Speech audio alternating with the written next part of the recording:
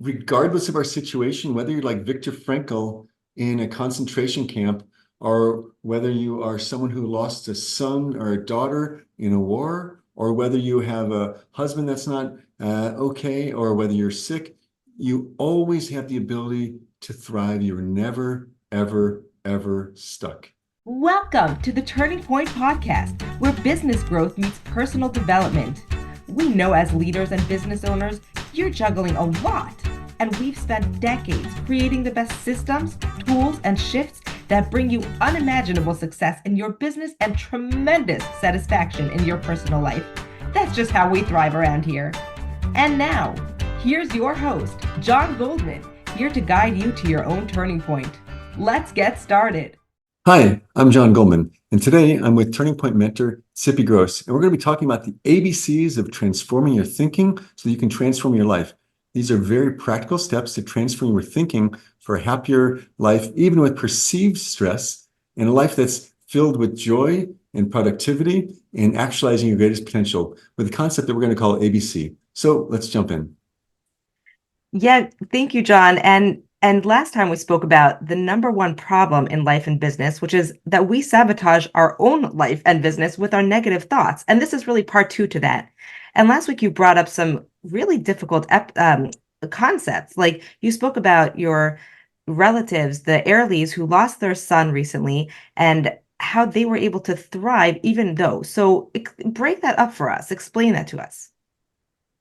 The idea is that um, regardless of our situation, whether you're like Viktor Frankl in a concentration camp, or whether you are someone who lost a son or a daughter in a war, or whether you have a husband that's not okay, or whether you're sick, you always have the ability to thrive. You're never, ever, ever stuck. Break that down more because I think that in the positive thinking world, it's like, oh, just think it and it will be good. But we're talking about situations that are actually really difficult. Right. So let me share with you the idea of reframing. And I think in the idea of being aware of our thinking. You see, we're always manufacturing our reality, and it's an inside out game as opposed to an outside in game. That means that if you can tap into your innate well being and your innate wisdom, you can create a life that's really amazing and beautiful. Doesn't mean it's going to be without stress or challenge, but it does mean that it can be packed with meaning and much joy, much more joy, and much more lightness. And so I'll share my screen now and share with you a couple of concepts that we'll walk through. Some of this it's great visually, so these will also be in the notes for anyone that wants to see them. This is about the ability to reframe, and so you have the power to frame and reframe your life. And it doesn't mean that I need to take my negative thoughts and make them somehow make them positive or force them or have rose-colored glasses. The idea here is that when you are aware of your thinking, naturally you'll find more creativity, more joy, and more flow. And let's use one example of my mentor. This bird is done by Dr. Rahmim Malamed Cohen. We'll just call him Dr. Cohen for short. And he was my mentor for many, many, many years. He lived in Jerusalem, and he was known as the richest man in Jerusalem because we've changed our definition of what does rich mean. So what's your definition of rich? I mean, traditionally, someone who has a lot of money. Right. Someone who's got a lot of money, someone's got wealth. They freedom. I'm free to do whatever I want. Right. Right. I once had I was once working with someone and I said, you know what? You're a slave. You're a rich slave. He's like, what? And he's like, yeah, I can do whatever I want, wherever I want, and however I want to do it. I've got enough money, enough power to do that. I said, you know what? You're just a slave to your own desires. Like, what are you talking about? He's a very wealthy guy. We ended up working together, and he ended up becoming the member of the year for an organization called ACA. And he's given away tons of money, and he's really went through change in his life. But the Wow. point is, there's an idea of a definition of richness. And so the first thing we have to do is define our terms. So if someone says rich, what do they mean? The definition that we're going to use is one who is happy with their portion. So we need a definition that's going to work for whether you're fat or whether you're skinny, whether you're tall or whether you're short, whether you're rich in money or whether you're poor, whether you have a good marriage or you have a lousy marriage, whether you live in Malaysia or whether you live in Manhattan. We need a definition that can work no matter where you are, whether you are sound and healthy or whether you're quadriplegic lying in a wheelchair that can't do anything but blink his eyes. So Hence, you're saying that what you're saying is that even if somebody's going through severe difficulties or whatever external circumstances, you don't believe that that should affect their way of thinking or quality of life or joy of life? maybe I can tweak that a little bit. Not that it shouldn't affect them, because it does affect them. However, they're not stuck and they're not trapped.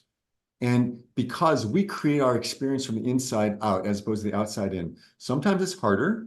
I'm not saying it's not harder, but you can always do it. Let's talk about Cohen. We're going to use him as a paradigmatic model. He's going to be our paradigm for how do we bounce and how do we accept, bounce, and choose, and how do we live in thriving even though things are difficult. So let's start off with this. This is a drawing that he did with his eyes with Adobe Photoshop and Adobe Illustrator. And he was already in his, I think about 18th year of Lou Gehrig's disease. And that means he Wow. could no longer move anything. He couldn't talk, he couldn't move, he couldn't breathe without a respirator, he couldn't move his hands. All he could do was blink his eyes. And I mean, this is incredible. he learned how to do art with Adobe Photoshop and Adobe Illustrator. And he went to he had someone from the Bezalel Institute of Art come and teach him art. And so he was an amazing person. So let's see what he did. He used a model that we call ABC. And that's what we're going to focus on today is ABC. Accept or acknowledge, bounce, and then choose. This is the extent of my art. So I drew this balloon, I drew this ball, and okay, so maybe it's not so famous. You see, you got my little signature there. But the point is that we accept, bounce, and choose. Okay, so his art's better than mine. No, but I However, do want you to break it down because like I want to know what a person can think to enable them to have this freedom that you're describing when they're going through so much adversity. okay, I'm going to give you the medium version right now, as opposed to the super short version or the long book version. So this is a medium version that will help us understand how to move. So first you have to understand where this bounce card comes from. And I'm going to share the bounce card with you in a moment. When he and I first started speaking, we created these coins, and they were called the coins of happiness. And on one side was to deeply accept and then even have gratitude for your life. And then you flip it over and you strive and you have a focus on a goal. So you can look at the world like Eastern, Western, Middle. So the Eastern world, if you will, Abraham, Isaac, and Jacob, perhaps. Isaac is about letting himself be bound to an altar by Abraham and letting it go and being okay with what is. As you know, I was a devout Buddhist monist. I was a devout Buddhist, and I lived in a Buddhist monastery. And there we learn to just accept and acknowledge as is. And if pain rises, we just accept it. Wow. And that's a strength of the Eastern world. That would be Isaac, if you will. On the other side, you have the Western world, which is strive, 10% faster, 10% better, do more, buy more, be more. Everything is productivity. And Abraham he's a bit of a paradigm for that. And he would have a tent with 4 open doors. And so he's making it happen. He's going out there and changing the world. So that's Isaac, Abraham. And in the middle is Jacob. So Abraham, Isaac, and Jacob. So Jacob is the balance between making it happen and letting it happen. Let it be, let it be, let it be, like the Beatles would say. So it's a balance between the two. And so we say no to expectations and yes to aspirations. And we move away from being a victim. A lot of the world acts as though they're victim, as though we're stuck. And I've never in my life met a person that admits that they're a victim. Nobody has. But I often joke with my wife, it's like, oh, hey, honey, I'm such a victim. You wouldn't believe it. And we laugh. And it's like, oh, it must be so hard. Yeah, it's so hard. I had such a difficult day. So we can laugh about it. So the acceptance is saying no to expectations and let go of how it should be. The 11th commandment is thou shalt not should on thyself or others. So it's one of the great secrets of we live the world of should. Oh, I should this, you should that, it should be, he should be, she should be, this should be. And if you live life like that and you keep saying, I should, I should, or I have to, we actually become enslaved. And so we change the language. Instead of saying I should, we say I choose to, or I'm going to, or I am. And so by having this simple language of I'm accepting what is and I'm striving, this became the evolution of the bounce card. Then the Let bounce me goes, just stop you for 1 second here. So with Dr. Cohen, so what are the thoughts that are going into his brain as he's accepting? Like what is he telling himself? I want to really understand the actual um, words. so let's go through his journey and I'll answer that when we go through his journey. Great. And so just hold on to it for a moment and then I'll share with you his journey and then what he was thinking at each step along the way. This Perfect. ultimately became the bounce card and it's to accept, bounce, and choose. And we're going to go through the different points, how to do it in real time in your life. So it's how to be resilient when you're and upgrade your thinking and realize that your happiness is not dependent on your external circumstances. This is mind blowing. Right, 99% of the people don't Yes. believe that. They think that it's either a genetic set point or it's based on my circumstances. Good Right. circumstances, good life, bad circumstances, bad life. Mostly it's not true. And we'll now learn how to experience that.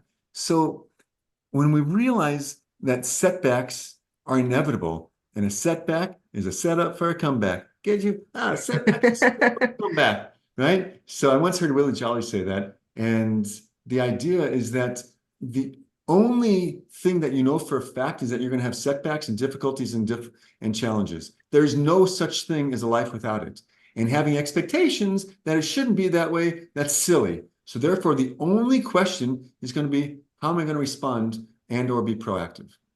Yeah, I mean, I think you're right. In the Western world, we want to make everything okay. We want to just like find a solution to it. We don't want to hear that there's going to be challenges. So you're bringing up a valuable tool that we'll be able to And use. even you could even see it, Tsippi, the way that the medication and the medical world used to be. It used to be that people would live to 40 or 50 and they would die. And they didn't have expectations they're going to live to be 60 or 70 or 80 or 90 or 100 or 120.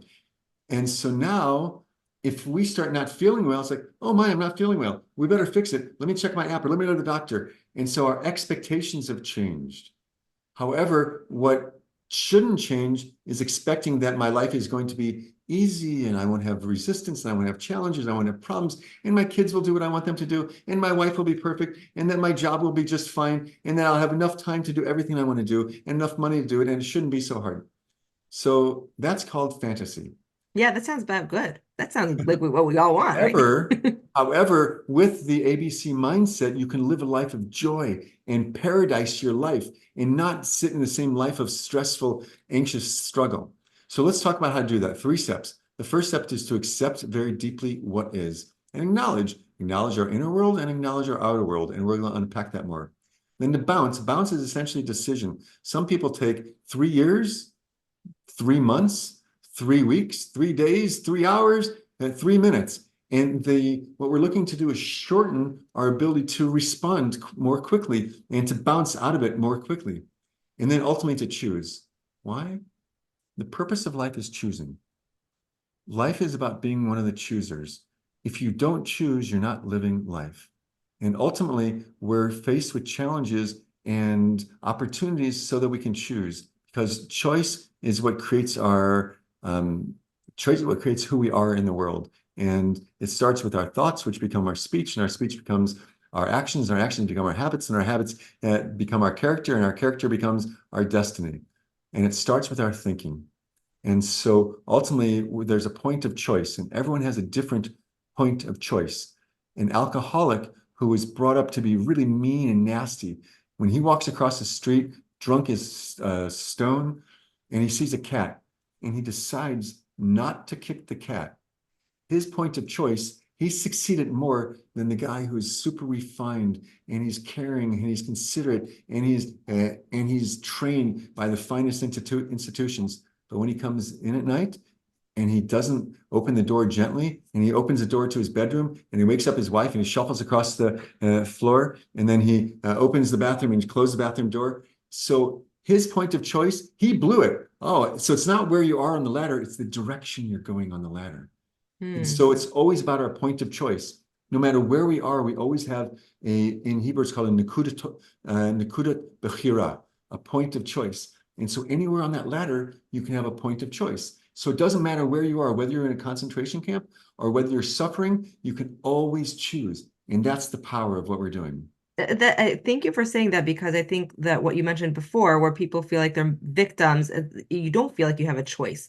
So just the knowledge of having a choice could be so empowering. I'll share with you soon that we're never, ever, ever stuck. My kids are like, I know, Abba, I'm never stuck. I'm never stuck.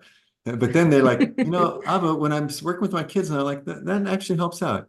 Right. So yeah, So break it down a little more. okay, so here's the first point of acceptance, which is a trust that it's okay and accept what is and accept what most people get confused. They think that, well, if I accept, then I'm just going to roll over and die. And like, I'm not going to accept things that aren't okay. So we call this a bitachon or a trust. And so it's accepting the first thing, like Rachmi Malam and Cohen realized that, okay, I can't talk and I can't use my hands, but I can blink my eyes. And so he learned how to accept his disease. And with the disease, he was able to blink his eyes and create artwork. But how do you accept that, John? How do you accept I can't use my hands, I can't use my body? As well, what are our choices? To fight it and be frustrated and angry and in denial, or to accept what is so you can actually deal with it and move on? And so there's got to be some sort of grief process in there or some sort of process. Like what's going on as a person comes to Sometimes it's a grief acceptance? process, and there's a whole model of the different stages of grief, which is first I accept it, and then I go into depression, and then I go into anger, and then I go into negotiation, and then I go into retooling.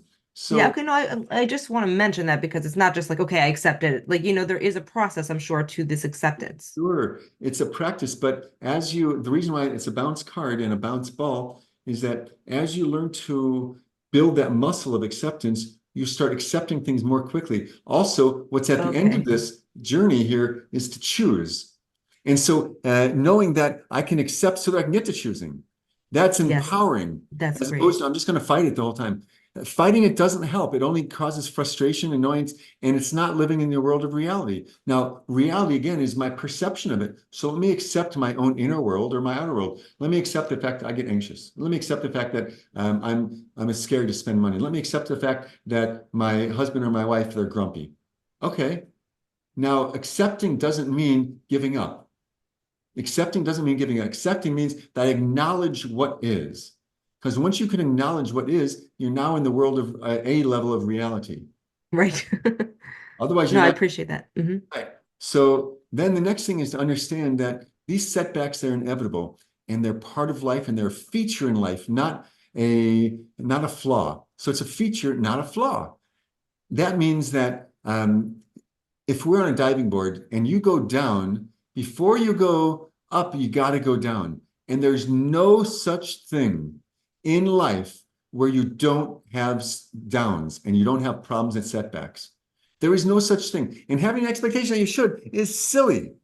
And so the good news is that in order to go down, if I'm a bird and I want to fly, what do I do first? I bend down and I jump up. If I want to take a jump shot in basketball, I jump up, I bend down and I jump up. If I'm walking up the stairs, first I push down and then I go up.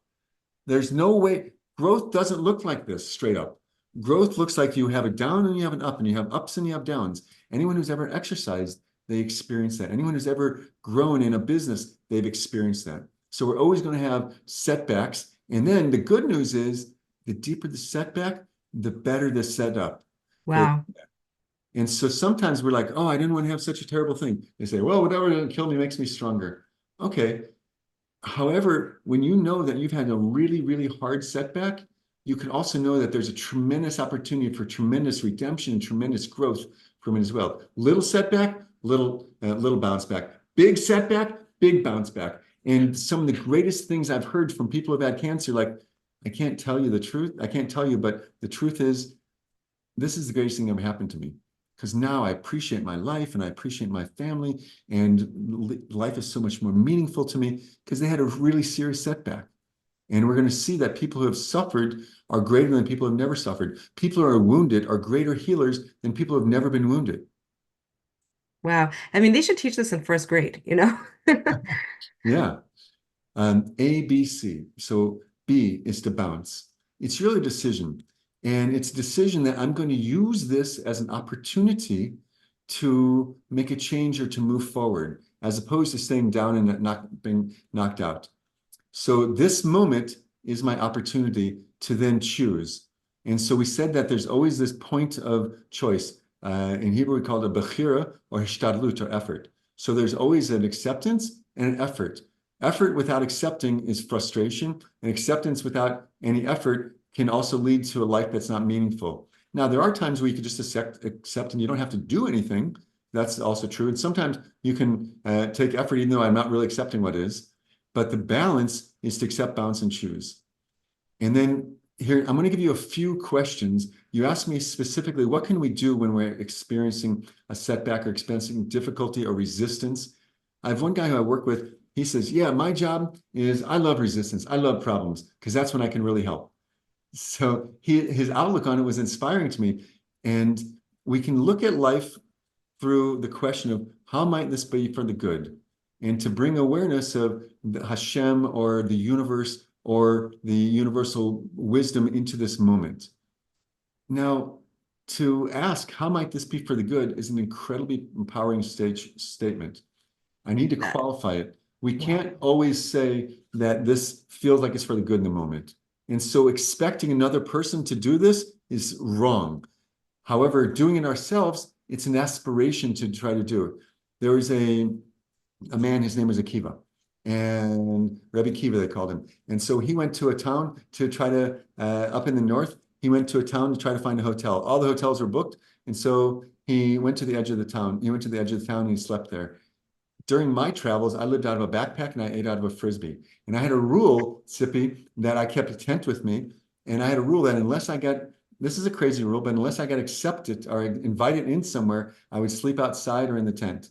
And I woke up in some really weird places. One time I woke up in the median because I got somewhere really late at night and it turned out there was cars going both sides. I pitched my tent on the median and this huge Another time I woke up in a field and I heard the and it was horses. I woke up in a pasture that had horses in it and they were all running towards me. And I sat up and my sit back, oh my gosh, and the horses like they ran by me. Another time Oh my gosh. I woke up, I went to the edge of town. I was in Greece and I went to the edge of town. I went to sleep on the shore of the Mediterranean and it was very rocky and I was really tired. So I finally fell asleep. And in the morning I woke up and I saw a man above me with a giant spear. Oh my gosh. Because the water had coming up so close, he was spearfishing. And like I didn't realize that the water was right next to me. And like, ah!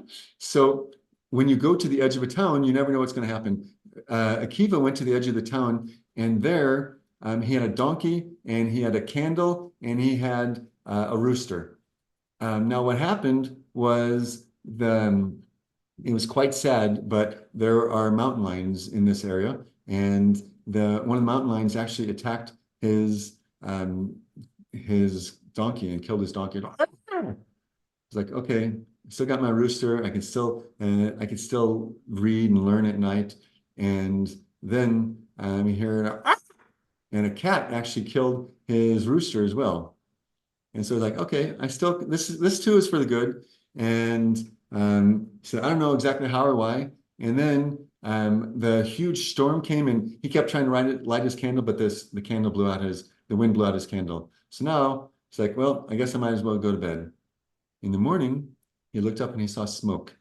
In the city, he saw that the town had been ransacked by bandits. And and the hotel where he was going to stay was burned down. And had he stayed there, he would have gotten killed. Wow. And had his donkey kept braying, they would have heard him. And had his rooster continued to crow, they would have heard him. And had they seen his light, they would have come gotten him. So there's a way to look at life that this too is for the good. Now, I'm not suggesting that everyone has to take any negative thought and make it good. I don't believe in that anymore. I'm a big fan of positive psychology. I've studied it and I have licensing in it.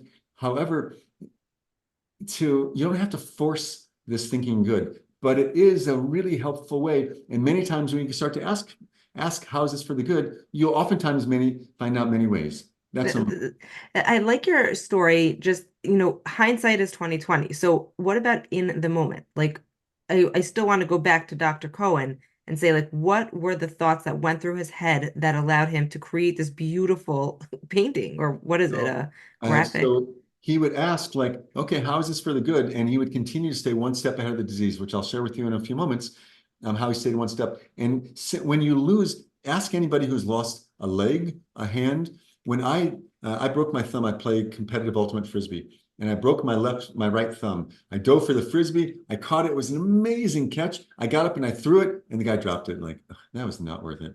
And I broke my thumb, but I learned to throw with my left hand. And it Uh-huh. was something new. And someone who loses their eyes, their sound, their ability to hear becomes better. Their ability to smell becomes better. And someone who is confined to, I have a client who is blind, and he was able to hear numbers in ways Wow. that people couldn't see it. And there are people who lose certain senses that actually becomes their asset. People who are dyslexic, the person who started Kinko's, he was dyslexic. And Sir Charles Branson, he's dyslexic. And so there are things, and there are attorneys who were dyslexic. And so therefore that focused them in ways in their learning that they weren't able to do had they been a normal learner. Huh. Very interesting. Instead of asking, why is this happening, asking of me, what is this happening, asking of me? So I'll speak about Jen and Rob Airley, my machatunim, the parents of my daughter-in-law. Um, and they lost a son in war, and other people lost a son in war. And I saw some of these other people coming to them and saying, it's so terrible that we lost our son. I'm so broken. I'm so forlorn. I'm so lost. And they also felt that way. And they used it as an impetus to do something in the world. And they're building something called Beit Benjamin. And Beit Benjamin, it's a house where they're helping people who've been through a war go shift from PTSD to PTG, from post-traumatic stress disorder to post-traumatic growth. And they've raised nearly $1 million doing this. And they're inspiring people, and people are giving money and they want to contribute because they see, oh, we can be resilient. And so many people there, they live the life of like, oh, you think that's bad? You should have had me. I was so late that I was sitting there and they already started to call before I got to work. There was a traffic jam, not just one traffic jam, but three traffic jams. Actually, this happened to me not long ago. I'd hurt my shoulder. And so I went for an appointment to another city, and it normally takes about, 35 minutes to get there. It took me an hour and a half to get there. And I kept calling. And there were literally 3 accidents. And so instead of saying, okay, why is this happening to me? I'm like, okay, what's this happening asking of me? Oh, you know what? I can make phone calls, and I can listen to a class, and I can listen to music, or I can listen to a book. And so that's exactly what I did. And it's like, okay, I got there and I got shortchanged in my time. But instead of asking, like, why is this happening? Asking, why is this happening to me? Like, okay, what do I do with it? And that's an empowering thought as opposed to a disempowering thought, like, oh, this always happens to me. And if you watch people, they'll be like, you know, you think that's bad? We like try to outdo each other. And so the idea is That's true. get over it. And that's a So going question, back to no the matter where Airleys, you though. are, no matter where you are, you ask in this moment, okay, what is this happening, asking for me in this moment? I can ruminate and I can be really ticked at you for being late, or I can be, okay, what's happening, asking, what's this happening, asking of me right now is to rise to the occasion. Maybe I need to be more patient with you. Maybe I need to be more patient with myself. Maybe I need to listen to what's really going on. Maybe I need a really strong boundary right now. And then when I'm in the moment, then I'll know, because I can trust that my innate wisdom and well-being will guide me when I'm in the moment. If I'm not in the moment, if I'm ruminating, or if I'm worried about the future, if I'm upset about the past, or like I'm still carrying this with me, so I won't have that innate wisdom yet to know what to do in the moment. So asking the right question of yourself in the moment really gives you a way out of the situation of being stuck in it, of being victim to the These are situation. these are a series of questions that you can always ask. The next one is to ask, what's my next small win? And so, as you know, we're all fans of small wins. And small wins, this is our small wins bell. And all the research, especially by Teresa Amabile, who wrote a book called, um, we call it Small Wins, um, The Progress Principle. So the progress principle, she's one of the most quoted scientists and social scientists about how when you make small progress, that is the biggest contributor to worker satisfaction. And so when you can have a small win, each time you celebrate something, we have these in people's offices so that, I mean, when I'm reviewing my previous day, every day I have 5 wins a week and 5 wins a day. And I'm reviewing it, like, woo, hey, that was great, woo. And like, there's nobody around, just me. I'm celebrating it. And so, by saying the idea of, yeah, I haven't mastered it yet, but here's what I did do, and I can celebrate that. And so there's a woman who had cancer, and she had a really great saying. She said, anything worth doing is worth doing half-assed. And meaning that she said, no, I can't go to a full movie, but you know what? I can go to a part of a movie before I start getting nauseous or weak. And so anything worth doing is worth doing partially. So small wins along the way are so much greater when employers make the biggest mistake by not giving themselves and their team celebrations along the way. And so many times if you ask a person, hey, do you celebrate with your team along the way? No, not really. We're too busy. You're missing the whole point, right? That means you're not going to stop for the celebrations and the birthdays and the milestones along the way. Because what happens when you celebrate the small wins along the way, and we have an entire module just on small wins and all the science behind it and the research behind it and the stories behind it, and Mozart and Beethoven and Bach, how they had so many small wins. That's where the big wins come from. Sometimes we think the big wins come from big things. No, the big wins come from small successes again and again and again, come from our habits. And small habits create huge changes. Just like if you're saving money, the way that it works in saving money is what's called the compound effect. And your money can double every 7 years, which is an amazing thing because it grows a little bit, grows a little bit, grows a little bit. And so too with personal growth. If you grow a little bit along the way, so ultimately you have huge changes, but it's not through the giant steps. Wow. So just thinking back to the Airlies, so just for example, so they would accept the situation. So what would that mean? Like that They would accept. So a small win for Dr. Cohen was that he would have a voice box. He realized he was going to lose his ability to speak, so he got a voice box. And then when he realized he was going to get out of it, he wasn't going to be able to use his arms, so he got an electric wheelchair. And then when he realized he wasn't going to be able to eat anymore, he got a feeding tube. And then when he realized he wasn't going to be able to speak anymore, he started doing research with Rutgers, and I'll share with you shortly how he got eye tracking software at the very beginning of eye tracking software. He learned how to do it. And the Airlies, at first, they just said, okay, people will come over and we're going to give consolation to other people who've also lost someone. And then they said, people start calling them and said, hey, can you speak to us? Because it's kind of inspiring what you said. So they start speaking to groups. And then they started speaking to 10 groups a week. And then they start getting invited to fly around the world. And they just got back yesterday from a worldwide tour because they're taking one small step at a time. And then we started off with, I built a website, airly.org. And then we just had, everyone does one positive action. And then we had people signing up for that. And then we went from there to let's raise money. So then we start giving out Hanukkah menorahs. And then we start taking it to the next step, one small step at a time. And then we started having barbecues for guys who are suffering and guys who are, fighting terrorism. And we would have these barbecues, and it's like, oh, you know what? Let's build a place for them. And so that builds one small step at a time. And where you're at today, you don't know where you're going to be at tomorrow. So the joy and the empowerment comes from the good you're doing, even though, like you always say this, like even though there might be pain in your heart or you've gone through something so hard, but you're still moving. You'll say it better than me. You can thrive even though it's difficult. And what they would do is through these small wins, you can celebrate the way, and you also build momentum, and this momentum overcomes resistance. So it's so important to be able to claim a small win, to set a goal, drive the goal, and then celebrate along the way. Wow. Otherwise, we get discouraged. The next question is, how can you shift from frustration to fascination in meaning? So instead of saying, how frustrating, you say, how fascinating. right? So this is a wonderful, wonderful idea that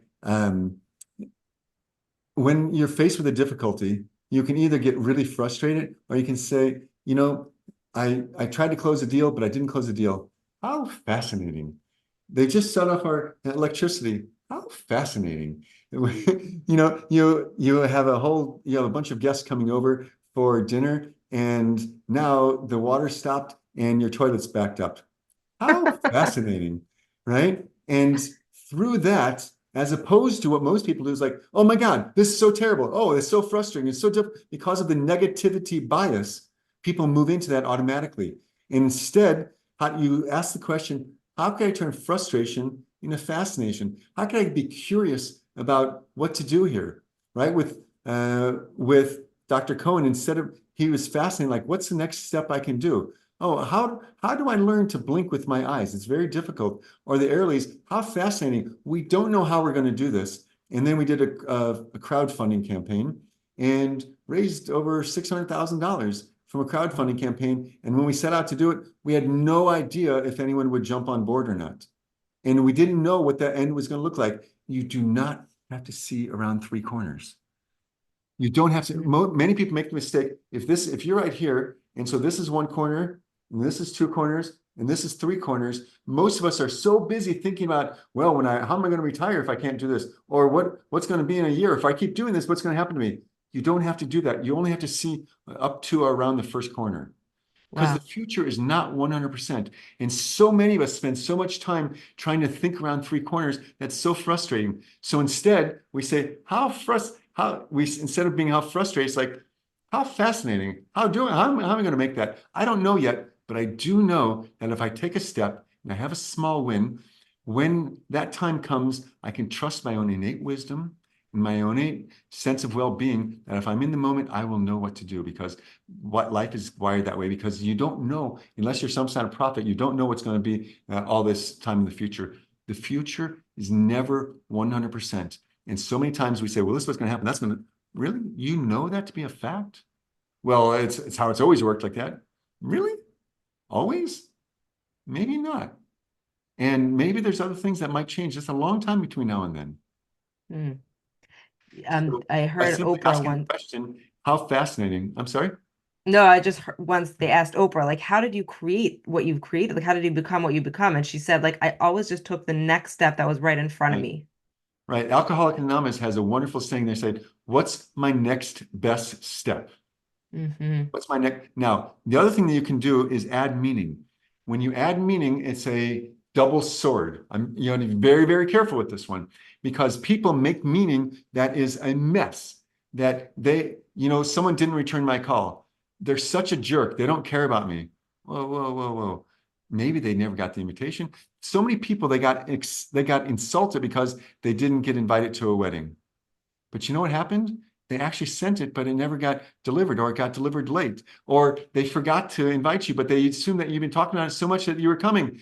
And there's all these assumptions, and we make meaning out of it all the time. And if someone is rude, we assume that there's something the matter with them. Not that, wow, you know what? They probably have a really hard, difficult life. And so we make meaning out of things all the time. We're professional meaning makers. If you stop for just a second and listen to your thoughts, Hmm. No, you're right. we're making meaning right now. And if you're listening to this recording, so you're making meaning like, oh, I like it, I don't like it. Oh, I don't like the way he looks. I like the way he looks. We're making meaning all day long. And so to be aware of it is point number one. Point number two, I said, it's a double-edged sword. On one side, it can really work against you, because we don't know. Now, you can also make meaning in that that's also something positive. When I have a friend, Rudy Mick, and Rudy's house flooded. And so he said that one of his core values in life is do whatever it takes. And he was schlepping buckets of water up and down and up and down and up and down. But he kept saying to myself, this is my core value, is doing what it takes, and I'm going to do what it takes. And he made meaning to it. And if you're fighting a war and you have a meaning behind it, it's powerful. If you're staying up all night to do something, whether you're a programmer or whether you're on an all night raising money, If it's meaningful you can do it. And if you're getting up in the middle of the night with a crying baby, it's meaningful to you because you want to raise a healthy, happy family. You want your child to be able to attach in a healthy way. And so each time when we struggle, when there's meaning, especially in the small wins, that's what Teresa Elmaville found, was that when people had a meaningful next step in a small win, that changes everything. Because if I'm working towards something together, even if our company is having a difficult time, even if we're losing money, if there's meaning to it and like we're working together and I feel inspired and you went out and you bought us pizzas and you're really pulling for us, and you also sent flowers to my wife at home because I'm staying and working so long, like that means so much to me and I really appreciate it. So that allows us to face our struggles so much. And wounded healers are often the best because when I can take my wound, like Candy Lightner, she started MAD.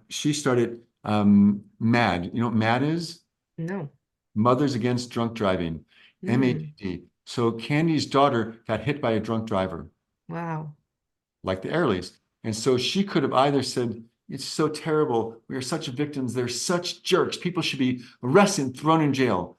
Instead, she said, you know what? Let's create awareness.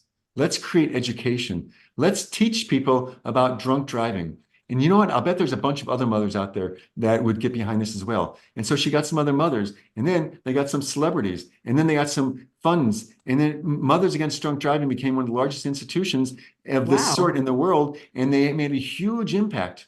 Richard Simmons, he was a fat kid with curly hair that everyone made fun of. And so he felt terrible. And so he started working out. And he then became a wonderful workout leader for fat women and for not they weren't all fat, but they were because he empathized with them. He was a wounded healer. And there are people, there's the guy who created, he created Telegram, and he was upset by what was happening with WhatsApp. And so he created it that way. And there are people that create things because they themselves wounded in such a way. Look at Alcoholics Anonymous. There are alcoholics that said, like, we can use our sickness to help another person, right? So I am so fascinated how we can use our strengths as a way to help heal the world. So let's move on because we got a couple more to cover. So what assets can you activate? This is really an important concept. So many times we feel like I'm stuck, but we're never stuck. However, if you ask the questions, instead of what deficits do I have, what assets do I have? I've always got an asset. When Viktor Frankl was lying there and the Nazis had control of his body, they can control his body, but they cannot control his mind or his spirit. And so he said, I have my mind. I have my thinking, I have my emotion, that you cannot take away from me. You can do whatever you want to me, but I can control my own inner world and my thoughts. And That so, is such strength. right. So many times we're deficit based and we're like, oh, the world is so unfair, or it's Trump, or it's Biden, or we blame Kennedy, or we blame Putin, or we blame the conservatives, or we blame the liberals, or we blame the woke. And there's always something that like, I can't do it. I can't do this. Oftentimes kids, until they're trained in this way, to realize I might not be able to yet, but what can I do? So Reframing Lamed Cohen, he realized what I can do is I can move my arms. Well, what I can do is use an electric wheelchair. Oh, what I can do is I can use a voice box. Oh, what I can do is I can learn to blink my eyes. Oh, what I can do is I can learn how to do art, even though I didn't know how to do it before. What I can do is I can learn how to email, even though I couldn't. What I can do is I can learn how to accept other people's help because I can't do it myself. Wow. Same thing with the Airleys. They said, what assets do I have? Well, we have one another, and I have my faith, and I have my insights, and I have my ability to speak. Some people can speak, some people can write. They say, if you can't write, write a check. So, so whatever assets we have, and we have internal assets and external assets. Usually people think of assets of money, but oh my gosh, we have so many more assets. Sometimes we have relationships, we have people, we have a building. I have a property. On our property, we have where I'm sitting right now, it's an office and it's also a workshop. It's a workshop building. And I also have a guest house on our property. And my wife and I, we I'm not going to make an open invitation here, but we have people staying there all the time in our guest home, and it's something that we can do. Okay, so we have to pay for air conditioning, we have to pay for cleaning and all that kind of stuff, but it's one way that we can contribute. My wife, during times of crisis, she did massage. She's a tour guide, but she's licensed. She's in a program that takes you around the country, but she's also a licensed massage therapist. So she would work with moms that were divorced or single moms. And so she also would work with people who had trauma. And she's like, okay, that's what I can do. And I've gone with my friend Mort Fertel, who you know, and he's a very wealthy, successful guy. And he came and we went for a place where there was all the migrant pickers left. And so we went to go pick lemons, because that's one way that we can contribute, and everyone can contribute in their own way. And I know one place they were making sandwiches. They had a restaurant, so they turned their restaurant into a place to make sandwiches during times of crisis. And during times of Corona, there were people, they would make sandwiches and they put them out on the benches. And they're like, if anyone needs a free food, you can take the free food. Wow. So we always have an internal asset or an external. Now, internal assets are my abilities. What internal assets do we have? Most people don't know. My thoughts, my strength. Right. So sometimes I have the ability to be creative. Sometimes I have the ability to be patient. Sometimes I have the ability to have fortitude and push really hard. Sometimes I have the ability to stand up when other people can't stand up. Sometimes I might have a high pain tolerance. I might be really smart in accounting. I might be really good at problem solving. I might have an ability to play music, and my music can help. I mentioned Mort Fertel before. His daughter came during war and during people who were displaced from their homes. So she came and she played music for them. I would speak and tell stories, and she's a world-class violin pianist. I'm sorry, she's a world-class violinist. And so she would play beautiful music for them. That's an asset that she has. We all have assets. I know people that couldn't do much other than flip burgers. And so they would go make barbecues for people. And some people would go and they would run and do pickups and deliveries from the pharmacy, because like during COVID or things of that nature. So we all have internal assets and external assets. And that That's means, so cool. I love how you frame that. It's very powerful because it's not just what we can do on the outside. And I know we're getting to the bottom of our recording time, so okay. So we have let us, yeah. three more. How do we activate your courage, your creativity, your joy, your positivity? In other words, sometimes it's like, how can I be courageous, which I've already mentioned. Like sometimes I need to have a courageous conversation, and I need to strengthen myself and go do that. Sometimes I can activate my creativity in this way, like, how do I do that? I don't yet know, but let me try to come up with some different ways, mind map it or brainstorm. Or sometimes let me just activate my joy. And I don't feel like dancing. I'm at a wedding, but my opportunity here is to make the bride and groom happy. So that's one of the things I personally do. It's one of my strengths is I can dance at weddings. I can do pantomime, and I can climb a rope. And so I use my own joy, my own creativity. And sometimes, you know what? I really don't feel like dancing when I go to this wedding, or I don't feel like being positive, but that's something that's a skill that I could do. So next we have two more, and then we're going to wrap up. How can you loosen your judgments or expectations? Expectations are the kiss of death, right? I have expectations that I should have 2 houses, a car, my mortgage paid for, time for a vacation, extra money. My kids should listen. They should be well behaved, well mannered. My wife should listen to me, and my wife should be supportive. And we should also be able to donate charity. And we should also make time for charity. And I should be patient. I should be understanding. I should also be healthy, and I should eat healthy. And I should also give to the community. And I should also contribute. And I should also study. And I should also manage my taxes. And I should also give time and patience to my children. I should do all those things. And where I get stuck is I expect that you do it and I do it. And that's the kiss of death.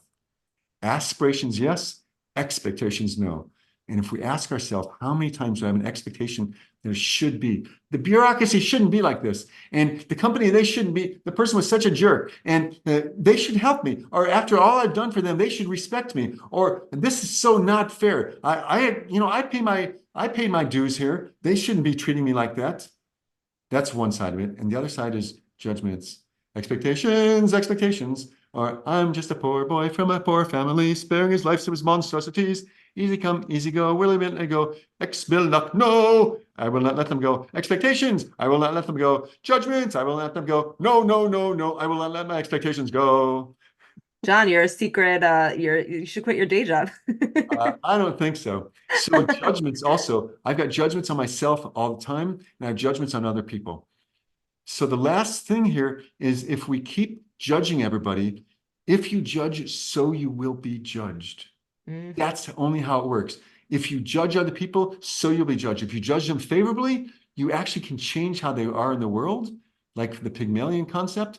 But if I judge you favorably and I find that small good point in you, I change you and I change everything. And I change the way I view you. And also, if I'm constantly judging myself as bad, stupid, fat, not smart enough, not good enough, I've I've worked with over 1,000 people, and I'm always seeing that we're judging ourselves so critically, so painfully, so difficultly. Not that we shouldn't try to improve ourselves, but that inner voice of judgment is nonstop.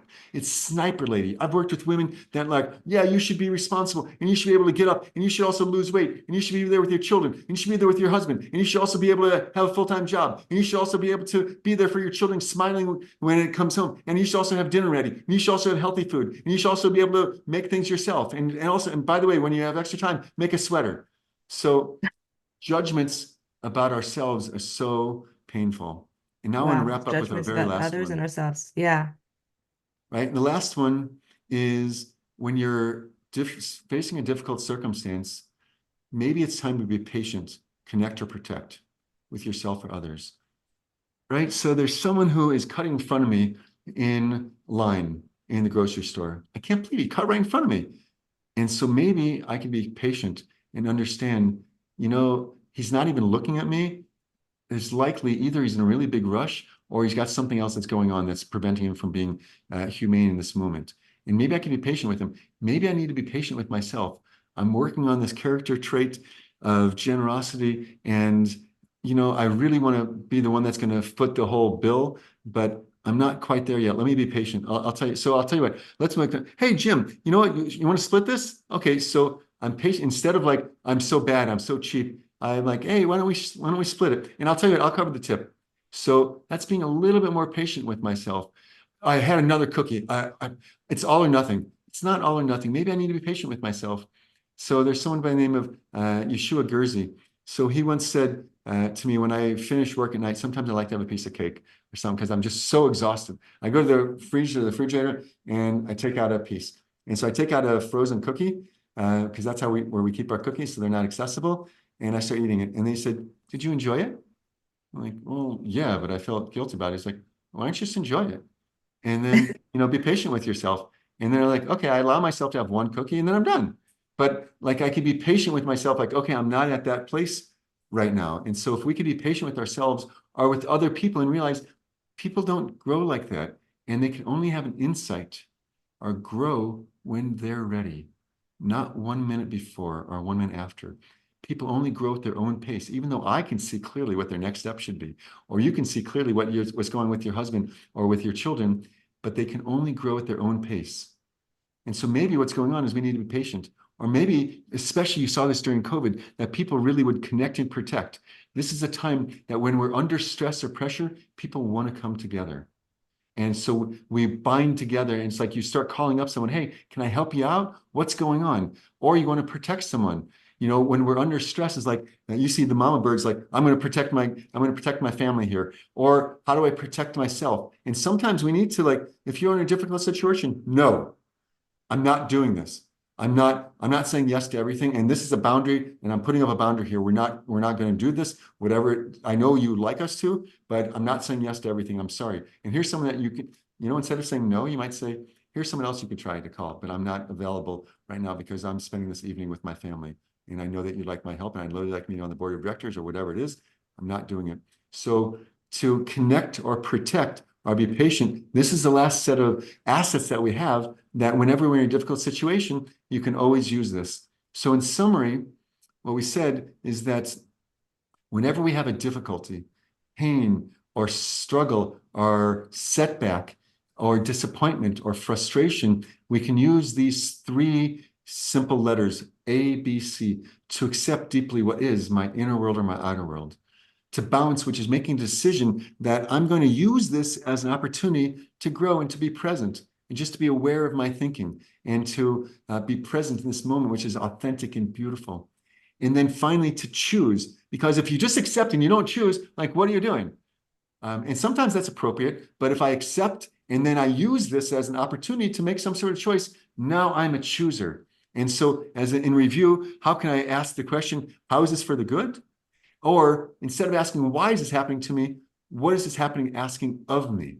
And so I can be creative in the moment. Or I can say, what's my next best small win? How do I just take one step? I want to lose 50 pounds. Well, one step is I'm going to leave my workout clothes next to my bed in the morning. That's my first step. And I'm only going to work out for 15 minutes. That's it. That's a small step. Now, before you know it, you build momentum. And number 4 is, how do I switch from frustration to fascination and ask the question, how fascinating? And look at this or assign meaning to it, because when we can assign meaning to our struggles, it can be very powerful. Now, we don't want to be Pollyannish about it, but if we can have meanings, that's helping. Number 5 out of 8 is that, what assets do I have? I always have internal assets and external assets. And what assets can I activate in this moment? And if I'm aware and I'm present in my thinking and I'm aware of my thinking, my creativity will come through in this moment. Then, and that's both internal assets versus external assets. And then number 6 is, how do I activate my courage, my creativity, my joy, my positivity? Those are all assets that sometimes I can activate them, sometimes I can't. But sometimes I need to be courageous, and that's not an easy thing to do. Sometimes I can be creative in this moment, or bring in joy, or bring positivity. Number 7 is loosen my Now, I didn't say get rid of. I said loosen. Loosen your judgments or your expectations, because maybe I don't judge them quite so much. Or maybe I don't have such strong expectations. I still have expectations. No, we switch from expectations to aspirations.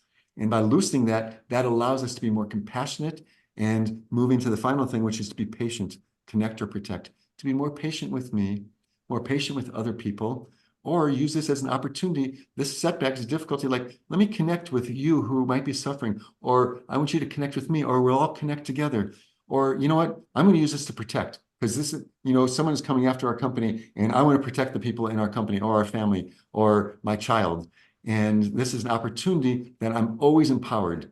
So I want to give us a blessing that we should be able to accept, bounce, and choose, and be aware of our thoughts in the moment.